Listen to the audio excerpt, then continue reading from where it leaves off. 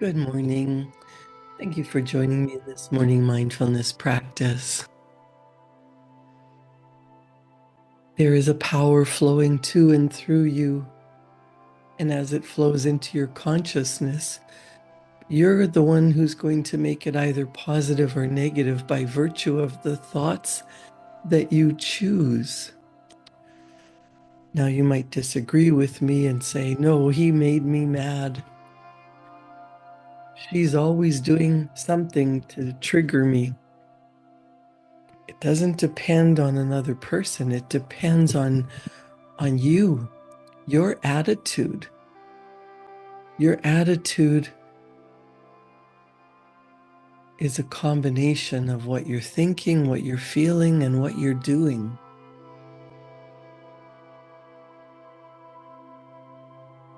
Your conscious mind has the ability to accept. You can accept new ideas. You can reject when someone says something to you that in the past might have upset you. You can ignore. You can also originate ideas.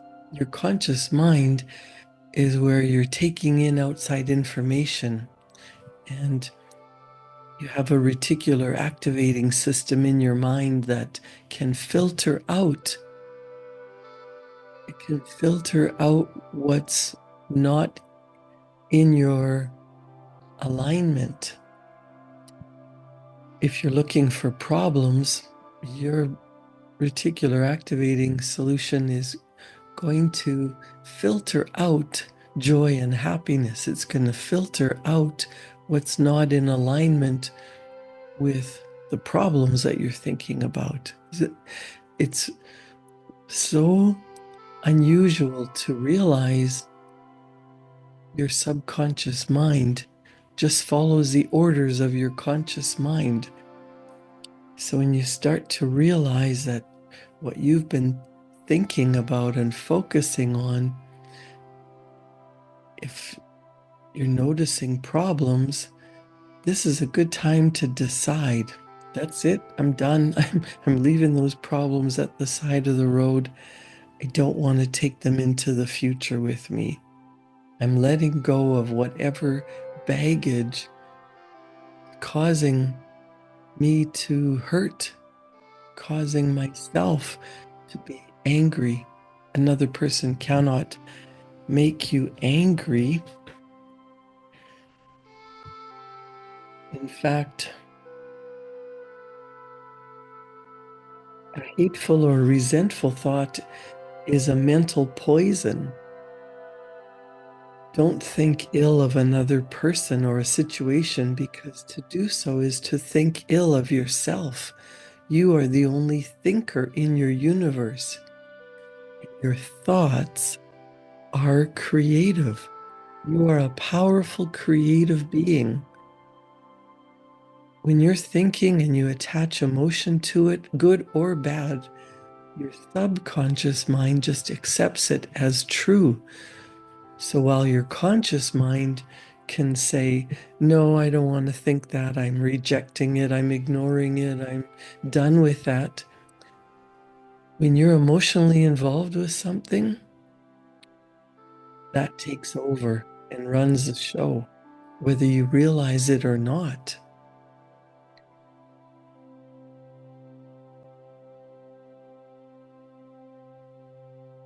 Your subconscious mind is totally deductive. Whatever you believe, it accepts as true.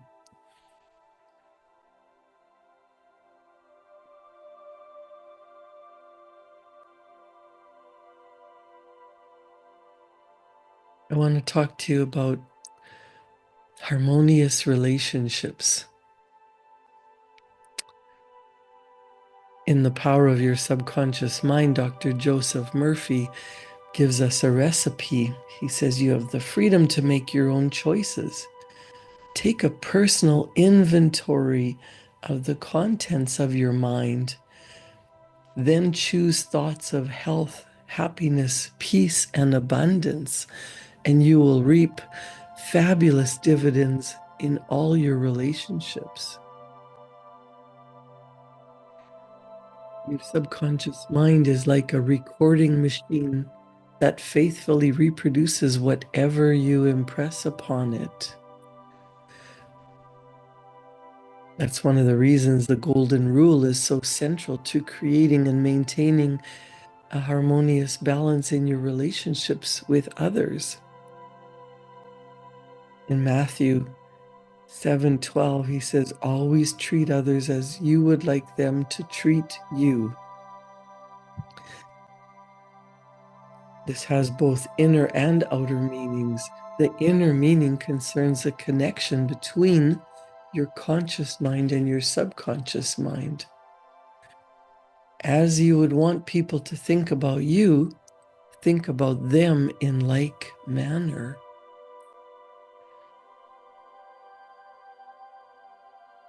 As you would want people to feel about you, feel about them. As you want people to act toward you, act toward them in a like manner. Be courteous and polite. Offer kindness.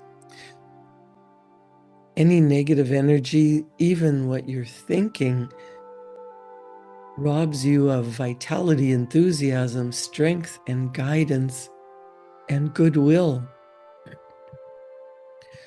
If you have negative thoughts and emotions, they sink into your subconscious and they cause all kinds of difficulties and maladies in your life. Maladies meaning illness, sickness, disease.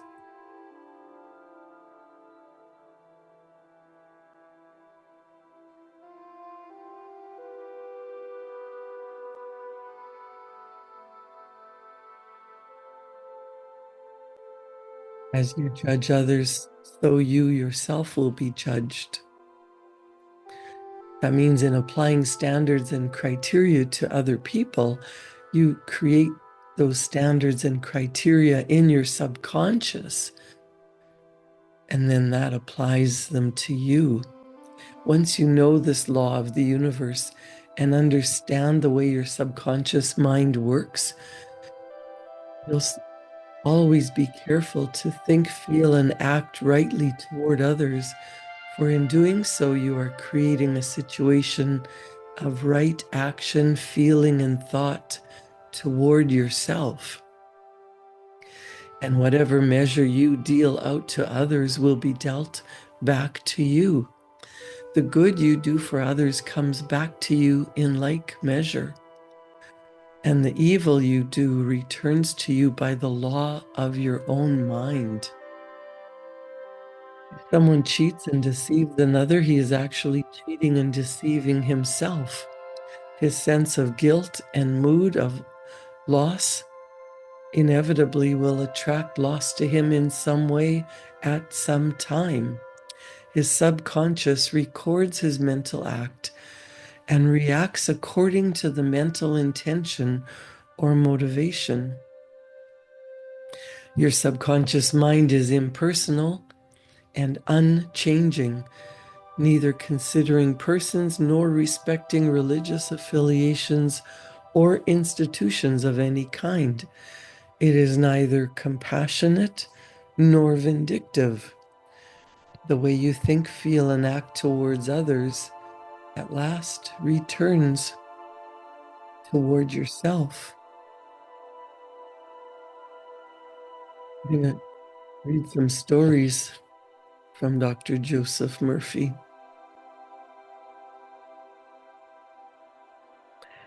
He asks us to begin to observe yourself. Observe your reactions to people, conditions, and circumstances.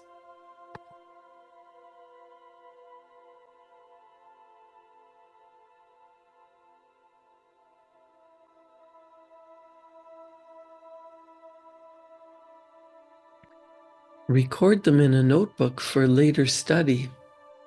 How do you respond to the events and the news of the day? It makes no difference if all the other people were wrong and you alone were right. If the news disturbs you, it is your evil, because your negative emotions robbed you of peace and harmony. Yesterday was the federal election.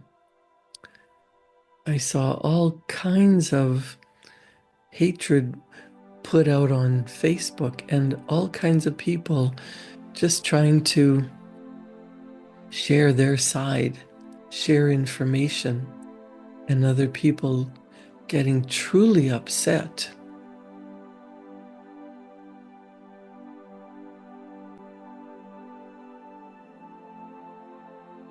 A woman wrote to Dr. Murphy asking for help for her husband. She explained that he went into a rage every time he read what certain columnists wrote in the newspaper. He added that this constant reaction of anger and suppressed rage on his part was very bad for his high blood pressure. His doctor told him that he had to find some way to reduce his stress through emotional reconditioning. Dr. Murphy saw the man and explained the way his mind functions. He understood that it was emotionally immature to get angry over an article in the newspaper, but he hadn't known the damage his anger was causing to his own mind and body. The man began to realize he should give the columnist the freedom to express himself, even if he disagreed with him politically, religiously, or in any other way.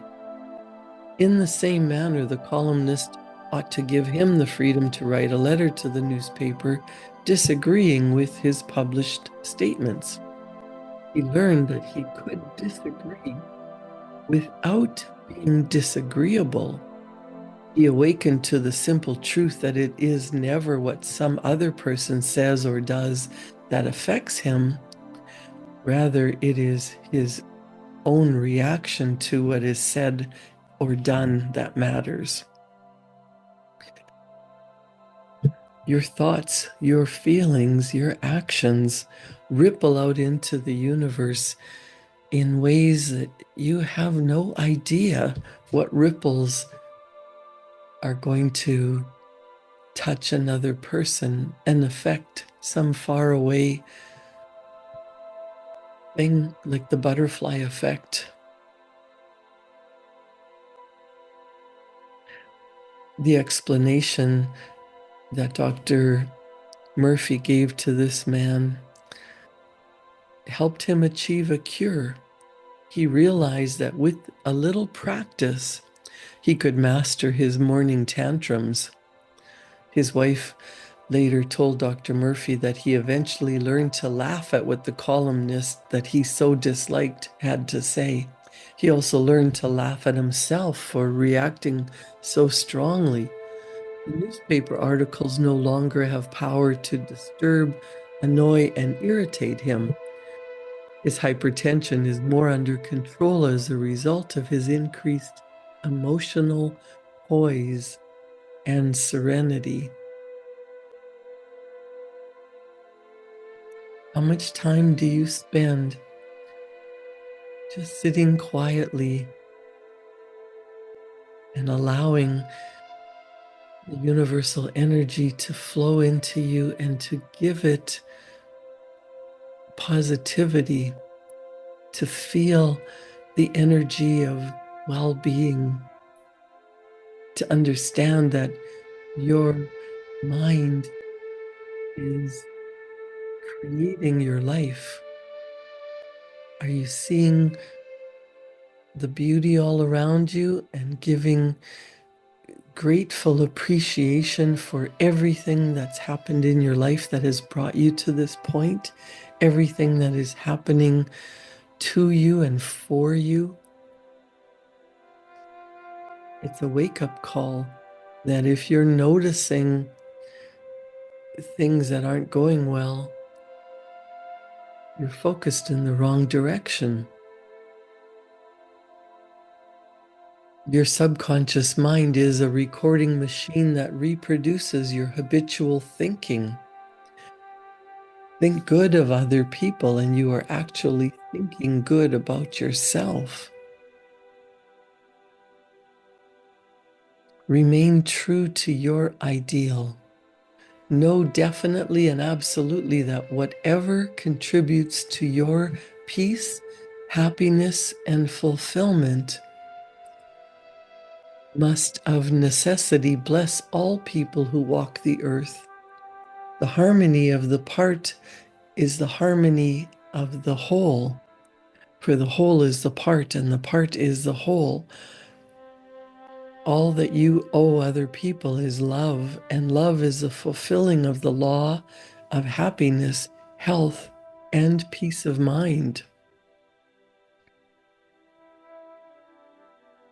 The good you do, the kindness proffered, the love and good you send forth will all come back to you multiplied in many ways.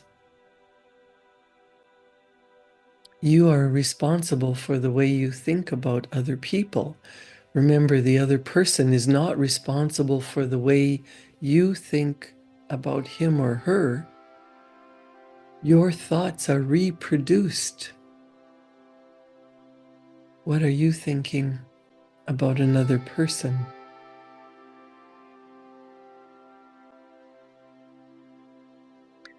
You can think, speak, and act lovingly, quietly, and peacefully.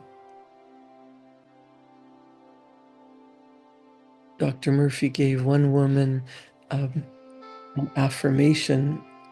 She actually established it as a pattern of prayer that she practiced regularly, systematically, and conscientiously at the office. And she said, I think, speak, and act lovingly, quietly, and peacefully. I now radiate love, peace, tolerance, and kindliness to all who criticized me and gossiped about me. I anchor my thoughts on peace, harmony, and goodwill to all. Whenever I am about to react negatively, I say firmly to myself, I think, speak, and act from the standpoint of the principle of harmony, health, and peace within myself. Creative intelligence leads, rules, and guides me in all my ways. The practice of this prayer transformed her life. She found that the atmosphere of criticism and annoyance in her workplace gradually disappeared. Her coworkers became friends and companions in her life's journey. She discovered the truth that we have no one to blame and no one to change but ourselves.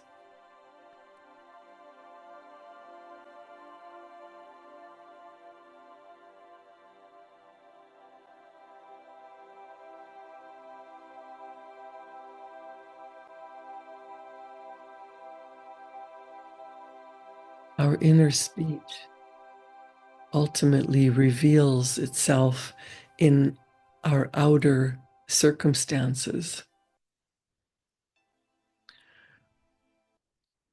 Dr. Murphy worked with another gentleman who was a sales representative who was deeply upset by difficulties that he had working with the sales manager in his organization.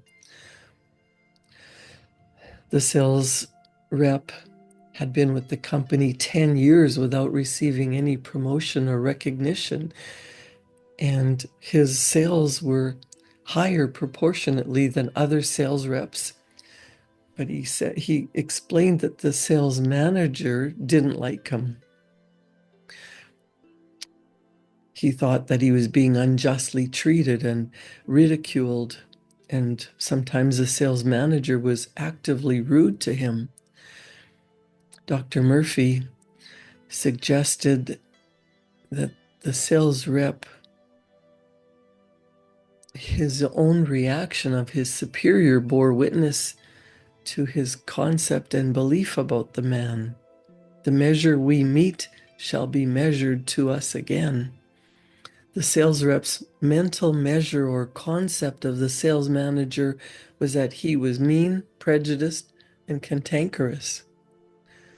The sales rep was filled with bitterness and hostility toward the executive. On his way to work, while he's just walking along, talking to himself, he conducted a vigorous conversation with himself that was filled with criticism, mental arguments, recrimination, denunciations of the sales manager. What the sales rep gave out mentally, he was inevitably bound to get back.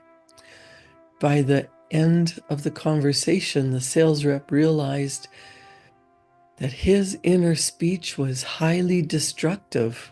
The intensity and force of his silent thoughts and emotions, the mental condemnation and vilification of the manager that he had rehearsed, entered into his own subconscious mind.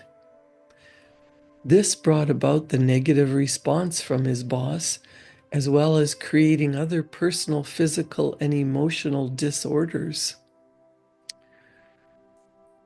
Dr. Murphy gave him a prayer to say frequently. I am the only thinker in my universe. I am responsible for what I think about my boss. My sales manager is not responsible for the way I think about him. I refuse to give power to any person, place, or thing to annoy or disturb me. You realize that when you're allowing yourself to get so upset by thinking of another person and attaching all this anger and resentment to that other person, that you're giving your power to that person. So the sales rep prayed, I refuse to give power to any person, place, or thing to annoy me or disturb me. I wish health, success, peace of mind, and happiness for my boss. I sincerely wish him well, and I know he is divinely guided in all his ways.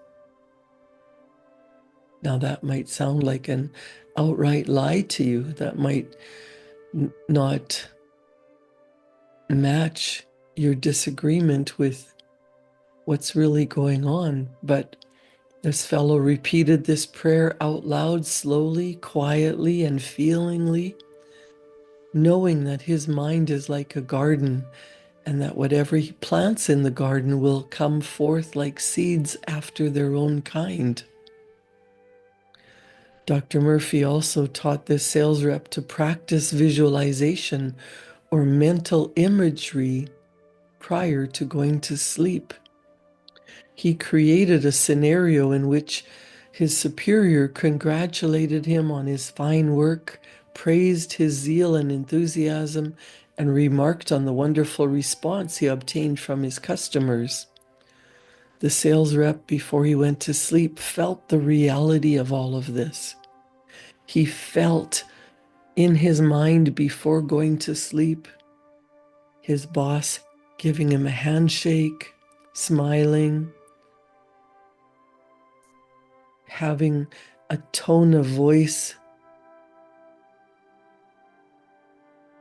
of praise, congratulations. He made a mental movie, dramatizing it to the best of his ability. Night after night, he replayed this mental movie, knowing that his subconscious mind was the receptive medium on which his conscious imagery would be impressed. Gradually, by a process of what we can think of as mental and spiritual osmosis, that impression was made on his subconscious mind. The expression automatically came forth. The sales manager subsequently called him up to another city, congratulated him, gave him a promotion to division sales manager with greatly increased responsibilities and a substantial raise in salary. It was only after the sales rep changed his concept and estimate of his boss that his subconscious mind saw to it that his boss responded accordingly. Whatever you get emotionally attached to, good or bad, is what you're attracting into your life. Dr. Murphy says, give no one in all the world power to deflect you from your goal, your aim in life, which is to express your hidden talents to the world, to serve humanity, and to reveal more and more of God's wisdom, truth, and beauty to all people in the world. Love is the answer to getting along with others. Love is understanding, goodwill, and a respect for the divinity of the other. You are responsible for the way you think about other people. You are responsible. Your thoughts are reproduced. Whatever it is that you really want, think emotionally, get excited, feel that you're already there.